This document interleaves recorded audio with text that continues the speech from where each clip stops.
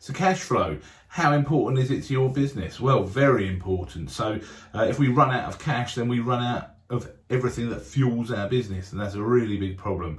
So that's what we're going to be discussing in today's video, and hopefully this will give you a few tips, or even if you're just not sure what cash actually means in a business or what cash flow is and how it affects a business, hopefully this will give you an insight into that. So what does cash actually mean? What does cash actually mean in the business? Are we talking about a big bundle of cash? No, what we're talking about is money in the bank, your actual bank balance, how much you've got at the moment and how much money you've got coming in and then going out of your business.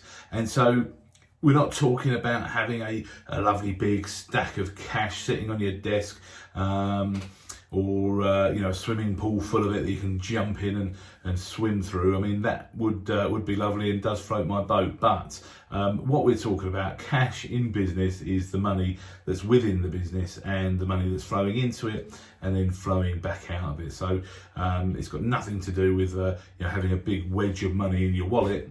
It's all about the money that is within the business.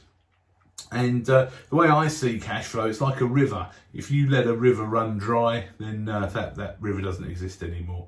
It needs a constant flow going into it and then going downstream, and it goes back out again. But you need to have as much money pouring into it, and obviously then you do things to stop that money as much as possible leaving, so that you then build your profits. But today we're not talking about, well, we will cover profit and why that's different to cash flow.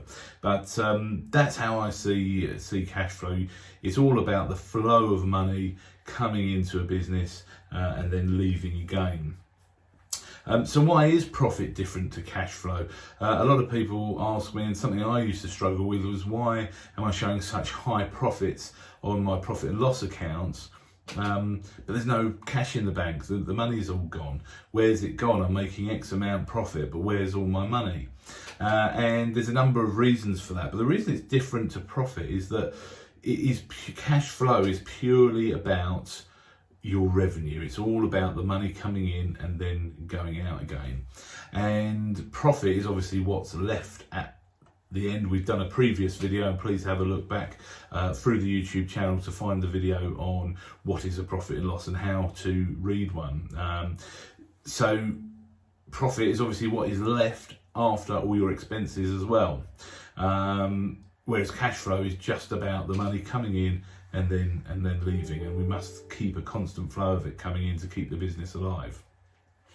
Now, the reason sometimes you'll have a lot of revenue and a lot of cash flow coming in, and you show a decent healthy profit, but then your actual cash position isn't reflecting the figures on your profit account.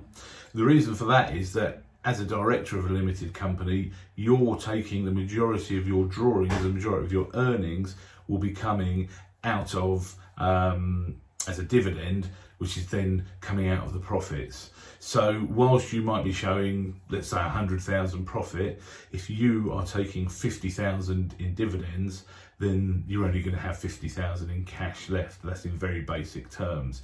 So that is why your profit doesn't relate to your cash flow. The other thing is, obviously, cash flow. You could potentially have £100,000 cash in the bank, but you owe £100,000 out as well.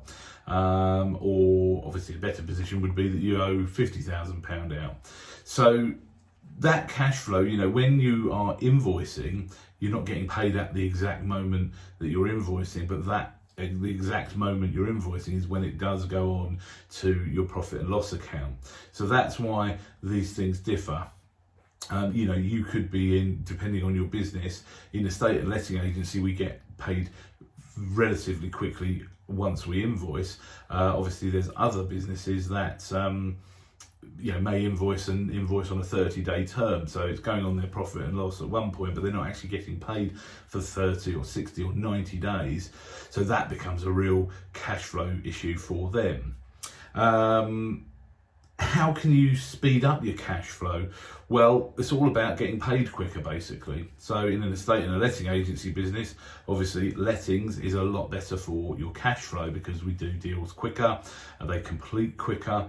We can market a property and have someone moved in with 1 or 2 weeks, maximum kind of a month. So, we can do deals a lot quicker, get paid a lot quicker because we take our money at source out of the rent that we collect as a letting agent or a property management company.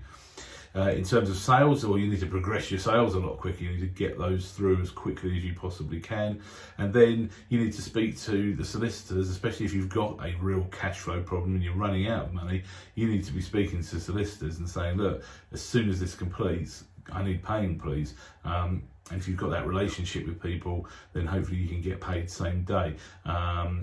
We mostly get paid via bank transfer now. It's not too often we get a cheque through the post, but it does still happen, believe it or not, even in this day and age. So I would recommend, if you're really having a cash flow issue, you actually speak to the solicitors who are going to be paying you and explain to them that you could really, be really helpful if that you could get paid on the same day that it completes. But it would be wise for you to, if you've got a problem, your pipeline is stagnating, it's not moving quickly enough to help your cash flow, then it would be wise to invest in some sales progression. Now, that's whether you outsource it or do it in-house, but you're going to need to put some time into that. You don't want to obviously lose sight of keep filling up the pipeline, but you do need to get it coming out and converting at the other end to actually convert into cash for you. So, other businesses obviously that do invoice people and then have to wait 30 days or 60 days for their money, they have solutions such as invoice factoring, invoice finance, where they can borrow a percentage of the money. It might be that they lose 15% of the total invoice value, but they get the money quicker. So in other industries, there's things like that.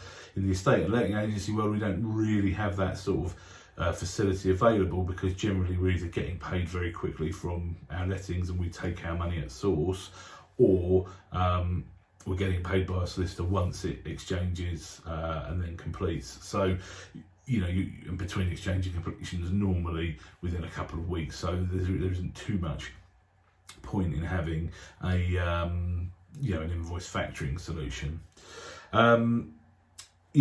Reporting on cash flow as well. It's really, really important to be running a cash flow report. If you haven't got the profit and loss set up that we talked about in a previous video, you need to be doing that to monitor your numbers and see where you're spending your money, etc. But equally as important, and in addition to the profit and loss and management accounts, you need to be running a cash flow report, because what that'll do is that'll predict. You can't be 100% accurate on it because, again, the nature of our business is we don't know exactly when something is going to exchange and complete. So we have to make predictions, but we can make fairly accurate predictions. We can make educated guesses and predictions, and that's why a cash flow report is very fluid, because you might predict that a sale is going to complete in February, for instance, and then you find out halfway through February it's not for various reasons and it's going to go on into March, and then you need to adjust your cash flow report to reflect that. But what having a cash flow report does for you as a business owner is actually allow you to make spending decisions, educated spending decisions, and see the consequences of those. Because if you're just constantly saying, yeah, okay, we can invest in that new piece of software, or yeah, okay, we can spend that money, or we can have that staff night out, or yes, we can go and invest in a new brand refresh, or whatever the case may be. If you're not running a cash flow report, you actually don't know what the consequences of spending that money is going to be down the line. If you run a cash flow report, then you're going to actually see, by plugging it into a spreadsheet, it's going to show you by spending £5,000 now, this is going to be the consequences over the next couple of months.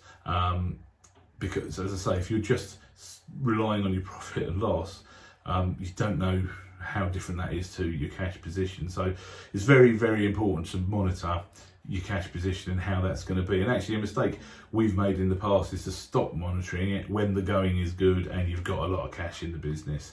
Obviously, the other thing is, depending on how you manage your finances, you may have cash that doesn't belong to you. It's in your business, but you owe it to the VAT. You owe it to corporation tax, etc. And so if you're running the cash flow report, you can plug in at what point, what date that money's going to leave the account and go elsewhere. So again, you're not making spending decisions naively based on the fact that you've got X amount of money in the bank. You then make your spending decisions on the basis that your cash flow report, when you plug it in, tells you that if you spend this money on this date and you predict you have these monies coming in on this date, then this is what it's going to leave you in terms of your cash position. It will show you when you're going to have a lot of money and you can relax, and it'll also show you when you're going to run into trouble and you may need to speak to a bank for an overdraft, etc. But the other thing it does is that it actually makes talking to banks or finance brokers, etc., a lot easier, because if you need to borrow money for any reason, then you need to be able to demonstrate that you know your numbers, and you can kind of show that you are financially savvy and you can financially manage your business, and you're not just asking for random amounts of money. There's reasons behind it, and that you keep proper records, and you can show that you know kind of how to manage this money, because no one wants to lend someone money if they don't think they can manage it. So hopefully that's been a bit of help in terms of what cash flow is and why it's important to a business. Of course, if a business completely runs out of money, then it can't continue operating. It then has to borrow money, and you've then got to get the cash flow coming back in to pay off that debt.